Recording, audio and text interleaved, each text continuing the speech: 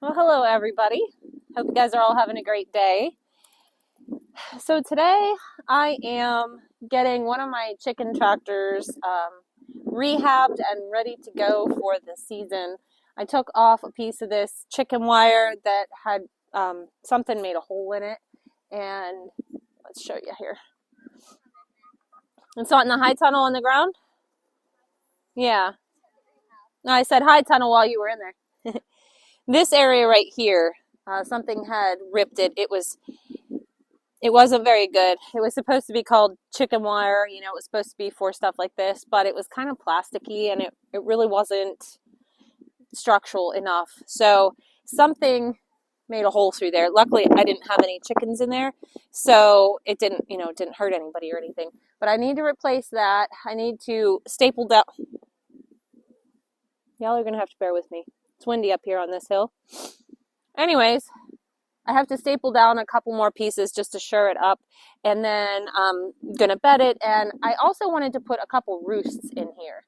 Instead of them sleeping on the inside all the time, I wanted to put a couple roosts underneath this roof so that they can, I got the sun glare.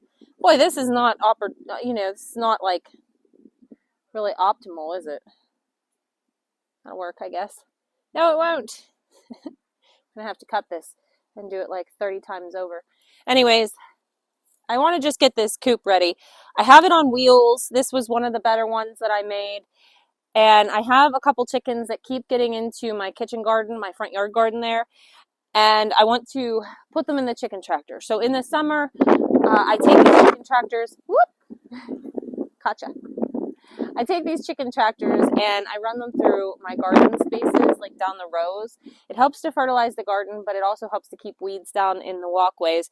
This one is a little bit wider than I like, but it is also light and pretty easy to maneuver. So I do like this one quite a lot.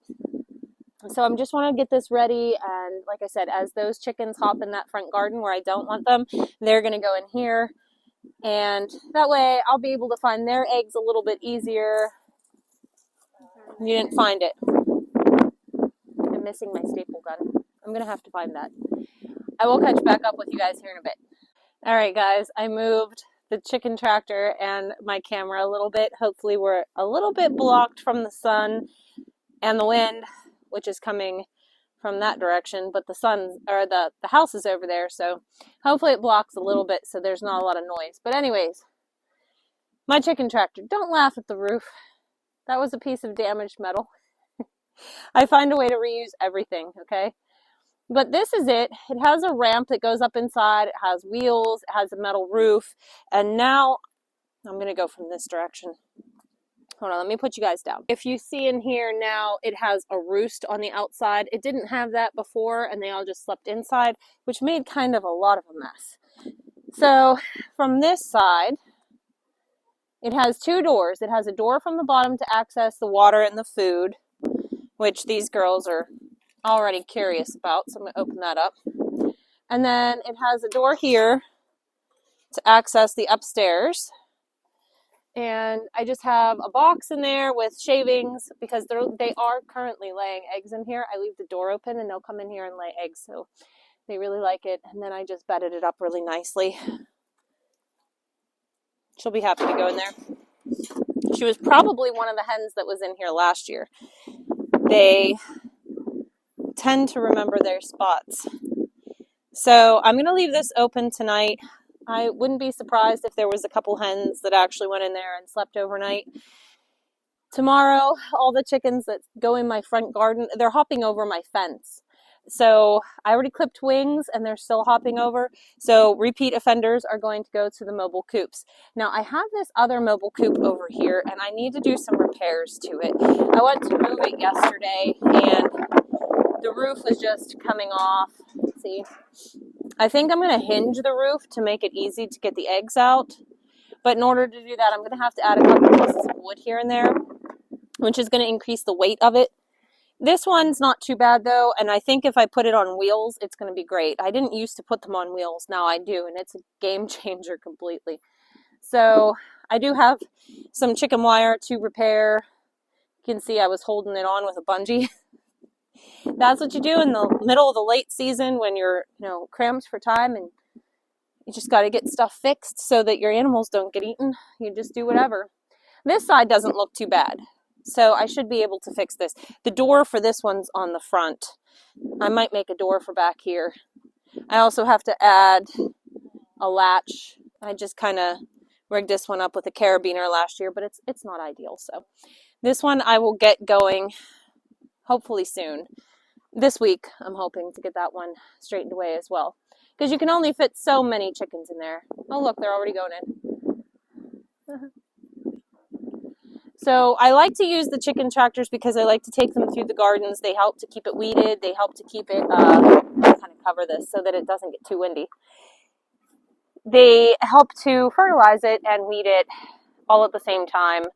By moving it all the time, it's just the same as, pretty much the same as being a free-range chicken. I mean, they are in a coop, but they are moving about daily. They're getting to forage for bugs, and they don't seem to mind. Plus, it's easier for me to find the eggs. So that's what we're doing. They've had water all day, but because it's a new water hanging in a new spot, they're super curious about it. They're going to tell their friends. But yeah, so that's one project done. Let's go check out the greenhouses. All right, quickly before the fans turn back on, Harley just came in here and watered everything. Of course, there's nothing that's germinated yet, but see how these work real nice to hold in the moisture and humidity. Everything's looking really, really good in here. It's been a nice warm day, so it's stayed really nice and warm in here, which is exactly what we want for germination. So when it comes to germination, you don't need sunlight necessarily. You need hot and humidity, and then you can get germination. Once you have plants that have germinated, then you need sunlight or UV light. That's why I have these in here, because in the spring, sometimes you still don't have enough hours of daylight and you need to turn these on still. If you get plants that grow and they get real long and weak and they kind of like start to dampen off a little bit at the bottom, they look kind of white and flaccid, that's what they're missing. They're missing sunlight. They'll try to reach for it. And you really want to make sure that you allow your seedlings plenty of good UV light. So yeah, everything looks really good in here. We'll go over to the high tunnel real quick, which Harley already did button up because she just got done watering everybody. Oh, there we go. Give it a good whack. All right. What are you guys doing? What are you doing, Ghosty? Ghosty and Durder.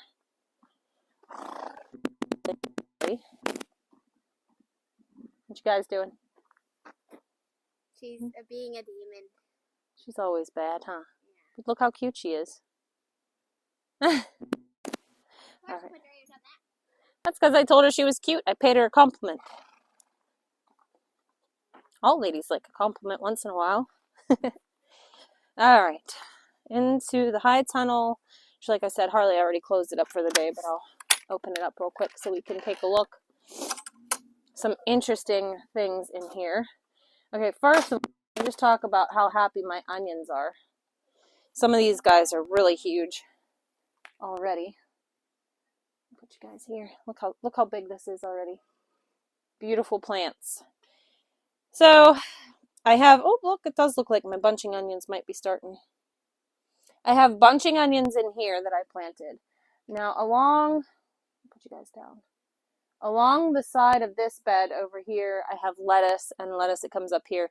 Yes, there is grass, weeds in here. And I knew there would be because this is the soil that I got from just right outside, actually. And so I just come in here and I pull them. Every time I come in, I'm just pulling a couple more. I'm trying to get the roots out. And eventually I'll have it caught up with. Just got to make sure I'm not pulling actual plants. So little bits by little bits, and we'll get this all cleaned up. There is something interesting though. Over here behind me, I have beets and radishes. So let's see here. Where are you guys at? There's tiny yet. Oh, here's some beets. Here's some beets here. and I have them in rows this way. So it's not, they're not super vivacious yet here. But what I did notice is there were some over here, and this was some of the soil that was in the, like in the bed over there. And these ones kind of grew and they look kind of weak and not really that good. Come down here, this is the soil from outside. You see I have turnips and radishes that are growing really, really nice. And over here I have more beets. Look, can you guys see the beets here all along? And they're growing a lot better down here. Now I still can't see that I have kale popping up yet, which kale takes a little bit longer. But over here in this bed that we got the screen topsoil, I don't know if you guys can see because of the sun glare, there's just nothing. There's nothing at all. And I did have some carrots in here, but now I'm like, where are they at? Okay, here's a baby carrot right here. It's so super tiny. So I have concerns. I have concerns that this soil may be contaminated with something. It's very devoid of life. Anything that starts to grow in here kind of dies off.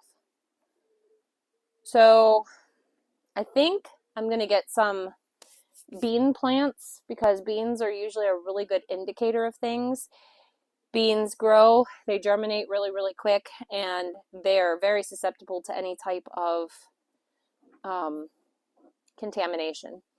So I think what I'm going to do is I'm going to come in here and I'm going to plant some bean seeds, just a couple here and there. And I want to see what they do. I want to see if they germinate. Is this my seeds that I had that were no good? I mean, I find that hard to believe, but maybe. We're going to see what happens because I obviously have life in the other beds, including the weeds. There's obviously life there. But over here, I know it was screened, so there shouldn't be weeds, you know, but I just don't know. I don't feel super good about this, and this is the thing. So I want to make sure that this is good soil before I go ahead and plant my tomatoes in it. Let me get you out of the sun glare here. That's better. You know, half of my life is taken up by where to put this tripod. Anyways, I want to figure this out before it's time to put my tomatoes and peppers in here because like I said before, if something would happen and I plant them and they die, I would be crushed. So I think I'm going to go ahead and try to put a couple bean seeds in here. This week is going to be nice and warm, so it should be warm enough for them to want to germinate in this high tunnel. If they don't germinate, or if they do germinate and then they die, I'm probably just going to dig all this soil out of here and refill it with the stuff that's outside. I would much rather have to deal with a couple weeds here and there than have to deal with planting something that I'm looking forward to and having it die. And that's the truth. You know, you can't control where you're getting your soil if you're buying it from somebody else. Even if they think they're getting really great uncontaminated soil, there's still a risk. There's still runoff issues. You just don't know. You just have no way of knowing unless you buy, you know, get it from your own property, or unless you're buying, you know, bags of soil, and even at that point you could still have contamination. I know there was a big problem with that last year, actually. It didn't happen for me, but it happened to a lot of gardeners. They were buying what they thought was organic soil and it was killing their plants, and here there was an issue with a bordering property to where the soil was, and they had runoff and it was contaminating their soil and they had no idea. So, you know, those are some risky things. Those are some things to think about. And I'm just afraid that this soil might be no good. So we're going to just follow this along. I will let you guys know when I plant those bean seeds in here. I'm just going to do, you know, like maybe 3 in each bed just to see what happens. If the beans survive, then the soil should be fine, unless it's something that directly affects nightshades, but usually the beans are pretty sensitive to those types of things. So we will see. I will keep you guys posted on that. Let's go see the sheep. Well, it's safe to say that I have some very happy sheep. They're really enjoying being out here in this run. I might give it a day off tomorrow It's not a very big space, so I don't want to overdo. But man, they are happy. This morning when we went to put them out, the lambs got a little confused. Some of them went with the moms and some of them were staying in their run, and they were just like, where did everybody go? And they were confused. But we got everybody out here and they're so happy now. I'll put a little clip in here of Vanilla doing her little bouncy dance earlier. Strawberry.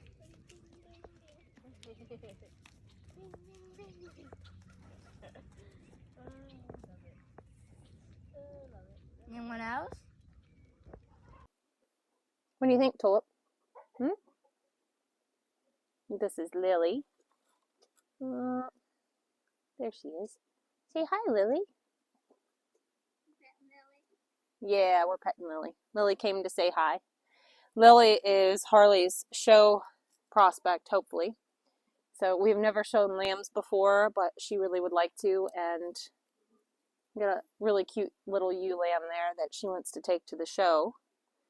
So, yeah, there's Miss Eyes. Huh? You having fun outside? Look at those babies. Just look at them.